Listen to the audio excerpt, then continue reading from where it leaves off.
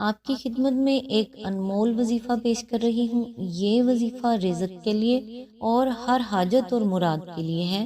جو حاجت آپ کی پوری نہیں ہو رہی یا جو مراد آپ کی پوری نہیں ہو رہی، یہ اس کے لیے ہے۔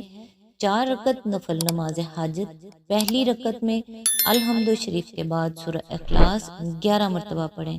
دوسری رکعت میں الحمد شریف کے بعد سورہ اخلاص 21 بار پڑھیں۔ تیسری رکعت میں الحمد شریف کے بعد سورہ اخلاص 31 بار۔ چوتھی رکعت میں الحمد کے بعد سورہ اخلاص 41 بار۔ نماز کے بعد یعنی سلام پھیرنے کے بعد سورہ اخلاص 51 بار، درود شریف 51 بار، پھر سجدے میں جا کر 100 بار یا اللہ کہیں۔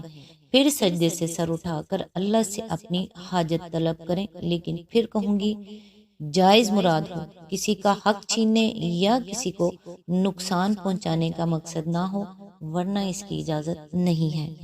بسم اللہ الرحمن الرحیم۔ السلام علیکم۔ آج انشاءاللہ سورہ الحجر کی آیت نمبر 20 سے سٹارٹ کریں گے۔ اس کا ترجمہ اور تفسیر تفہیم القرآن سے ہے، جو اہل سنت جماعت کے لیے ہے۔ اعوذ باللہ من الشیطان الرجیم، بسم اللہ الرحمن الرحیم۔ اور اس میں معیشت کے اسباب فراہم کیے تمہارے لیے بھی اور ان بہت سی مخلوقات کے لیے بھی جن کے رازق تم نہیں ہو۔ آیت نمبر 21۔ کوئی چیز ایسی نہیں جس کے خزانے ہمارے پاس نہ ہوں، اور جس چیز کو بھی ہم نازل کرتے ہیں ایک مقرر مقدار میں نازل کرتے ہیں۔ اس کی تفسیر ہے، یہاں اس حقیقت پر متنبہ فرمایا کہ یہ معاملہ صرف نباتات ہی کے ساتھ خاص نہیں ہے، بلکہ تمام موجودات کے معاملے میں عام ہے۔ ہوا، پانی، روشنی، گرمی، سردی، جمادات، نباتات، حیوانات، غرض ہر چیز، ہر نوع، ہر جنس اور ہر قوت و طاقت کے لیے ایک حد مقرر ہے جس پر وہ ٹھہری ہوئی ہے، اور ایک مقدار ہے جس سے نہ وہ گھٹتی ہے نہ بڑھتی ہے۔ اسی تقدیر اور کمال درجہ کی حکیمانہ تقدیر ہی کا یہ کرشمہ ہے کہ زمین سے لے کر آسمانوں تک پورے نظام کائنات میں یہ توازن، یہ اعتدال اور یہ تناسب نظر آ رہا ہے۔ اگر یہ کائنات کا ایک اتفاقی حادثہ ہوتی یا بہت سے خداؤں کی کاریگری و کارفرمائی کا نتیجہ ہوتی، تو کس طرح ممکن تھا کہ بے شمار مختلف اشیاء اور قوتوں کے درمیان ایسا مکمل توازن اور تناسب قائم ہوتا اور مسلسل قائم رہ سکتا۔ آیت نمبر 22۔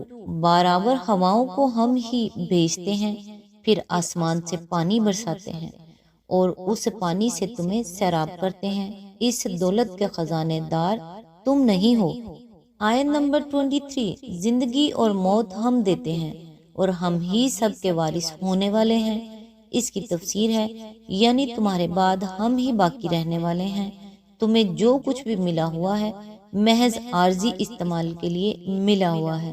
آخرکار ہماری دی ہوئی ہر چیز کو یوں ہی چھوڑ کر تم خالی ہاتھ رخصت ہو جاؤ گے، اور یہ سب چیزیں جوں کی توں ہمارے خزانے میں رہ جائیں گی۔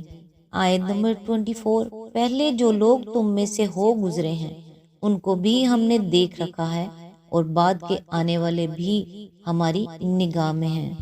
آیت نمبر 25۔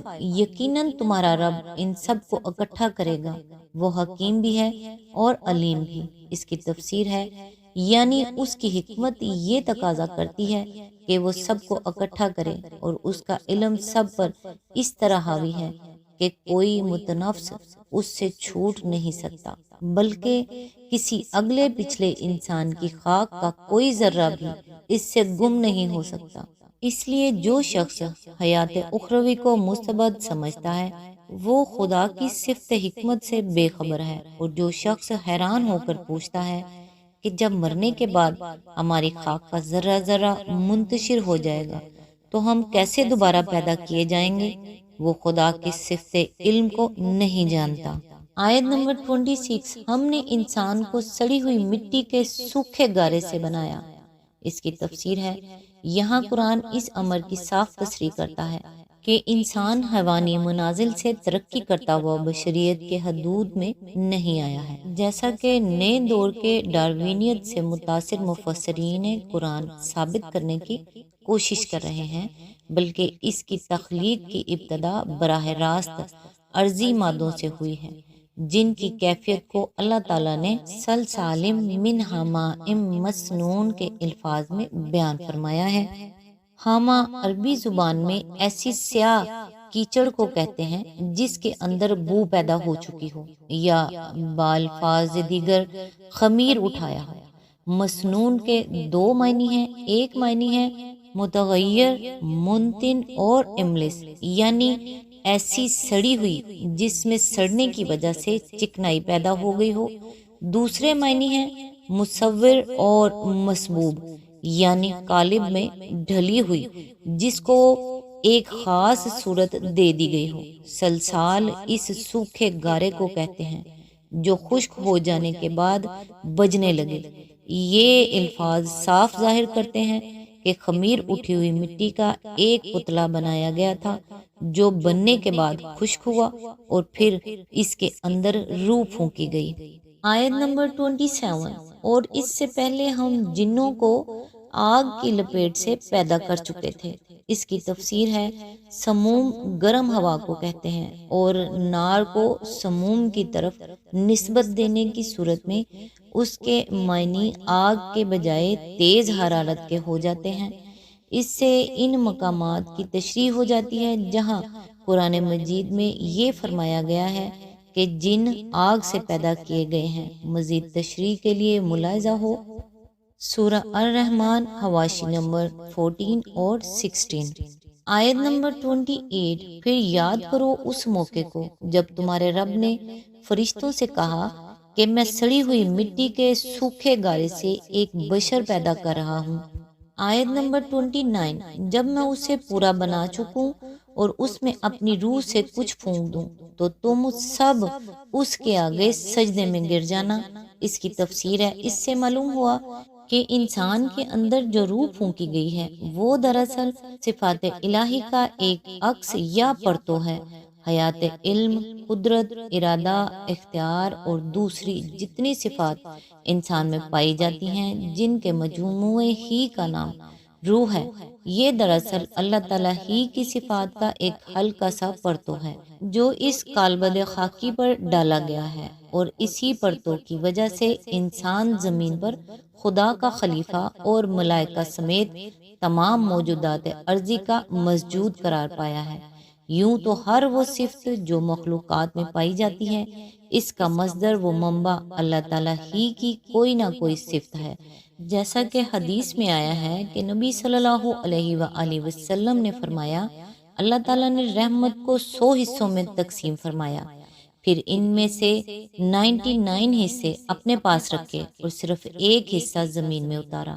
یہ اسی ایک حصے کی برکت ہے جس کی وجہ سے مخلوقات آپس میں ایک دوسرے پر رحم کرتے ہیں، یہاں تک کہ اگر ایک جانور اپنے بچے پر سے اپنا کھر اٹھاتا ہے تاکہ اسے ضرر نہ پہنچ جائے تو یہ بھی دراصل اسی حصہ رحمت کا اثر ہے۔ مگر جو چیز انسان کو دوسری مخلوقات پر فضیلت دیتی ہے وہ یہ ہے کہ جس جامعت کے ساتھ اللہ کی صفات کا پرتو اس پر ڈالا گیا ہے اس سے کوئی دوسری مخلوق سرفراز نہیں کی گئی۔ یہ ایک ایسا باریک مضمون ہے جس کے سمجھنے میں ذرا سی غلطی بھی آدمی کر جائے تو اس غلط فہمی میں مبتلا ہو سکتا ہے کہ صفات الہی میں سے ایک حصہ پانا الوہیت کا کوئی جز پا لینے کا ہم معنی ہے، حالانکہ الوہیت اس سے وراء الورا ہے کہ کوئی مخلوق اس کا ایک ادنا شائبہ بھی پا سکے۔ آیت نمبر 30، چنانچہ تمام فرشتوں نے سجدہ کیا۔ آیت نمبر 31، سوائے ابلیس کے کہ اس نے سجدہ کرنے والوں کا ساتھ دینے سے انکار کر دیا۔ تقابل کے لیے سورہ بقرہ رکوع 4، سورہ نساء رکوع 18 اور سورہ اعراف رکوع 2 پیش نظر ہے۔ نیز ہمارے ان حواشی پر بھی ایک نگاہ ڈال لی جائے جو ان مقامات پر بتائی گئی ہیں۔ آیت نمبر 32، رب نے پوچھا اے ابلیس تجھے کیا ہوا کہ तूने सजदा करने वालों का साथ ना दिया। आयत नंबर 33, उसने कहा मेरा ये काम नहीं है कि मैं इस बशर को सजदा करूं जिसे तूने सड़ी हुई मिट्टी के सूखे गारे से पैदा किया है। आज तक के लिए इतना ही। नेक्स्ट इंशाल्लाह आयत नंबर 34 से स्टार्ट करेंगे। तब तक के लिए दुआओं में याद रखिएगा। अल्लाह हाफिज।